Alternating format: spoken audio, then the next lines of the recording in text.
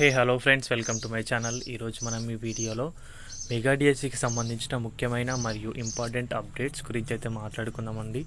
So video skip చేయకుండా end వరకు అయితే చూసే ప్రయత్నం అయితే చేయండి గైస్.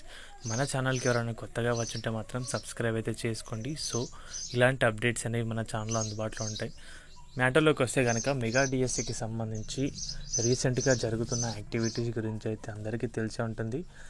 ఎన్ని ధర్నాలు చేసినా ఏం చేసినా కూడా ప్రభుత్వం అనేది యాజ్ పర్ నోటిఫికేషనే కంప్లీట్గా రిక్రూట్మెంట్ అనేది చేయబోతున్నట్టుగా అయితే తెలుస్తుంది. ఇన్ని రోజులు ధర్నాలు చేసిన దాన్ని కూడా ఎలాంటి ఫలితం లేకుండా ప్రభుత్వం అనేది అయితే వ్యవహరిస్తుందనే చెప్పొచ్చు. ఎందుకంటే ఆల్రెడీ దానికి సంబంధించి మనం మాట్లాడుకుంటే కనుక ఎన్ని రోజులు 45 రోజులకైతే కుదించారు, సమయం అనేది 90 రోజులకైతే పొడిగించలేదు. సో ఎగ్జామ్స్ అనేవి చాలా దగ్గర పడినాయి.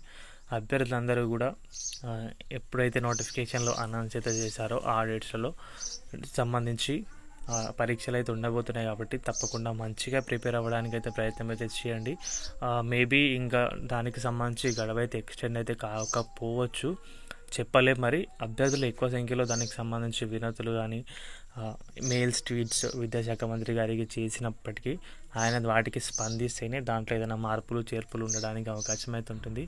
మేబీ ఒక్కటి నేను కూడా అదే భావిస్తున్నాను, ఏంటంటే నార్మలైజేషన్ ప్రక్రియ విధానం ఏదైతే ఉందో దాన్ని అయితే తొలగించి ఒకే జిల్లా ఒకే పేపర్ పెడితే కనుకైతే కంప్లీట్గా ఒక ప్రాపర్ డిఎస్సి అంటే న్యాయపరమైన డిఎస్సి అనేది అభ్యర్థులకు అందించబోతుంది అని చెప్పొచ్చు. ఎందుకంటే ఎక్కువ సంఖ్యలో పోస్టులు అవుతున్నాయి, 16,347 పోస్టులు ఉన్నాయి. కాబట్టి నార్మలైజేషన్ విధానం తీసేస్తే ఎవరికి ఎంతవరకు మార్క్స్ వచ్చినాయో అంతవరకే ఉంటాయి.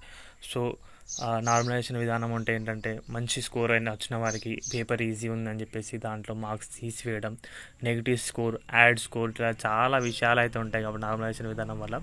సో అదొకటి తీసేసి ఒకే జిల్లా ఒకే పేపర్ అయితే పెట్టాలని భావిస్తున్నాను. సో మేబీ ఇది గైస్ దీనికి సంబంధించిన అప్డేట్ అయితే కనుక ప్రతి ఒక్కరు కూడా ట్వీట్స్ అయితే చేయడం అయితే ఆపకండి. ఇక వీడియో అయితే ఇంతే. వీడియో నచ్చితే వీడియోకి అయితే ఒక లైక్ చేయండి. మన ఛానల్కి ఎవరైనా కొత్తగా వచ్చుంటే సబ్స్క్రైబ్ అయితే చేసుకోండి. థ్యాంక్స్ ఫర్ వాచింగ్ అందరికీ.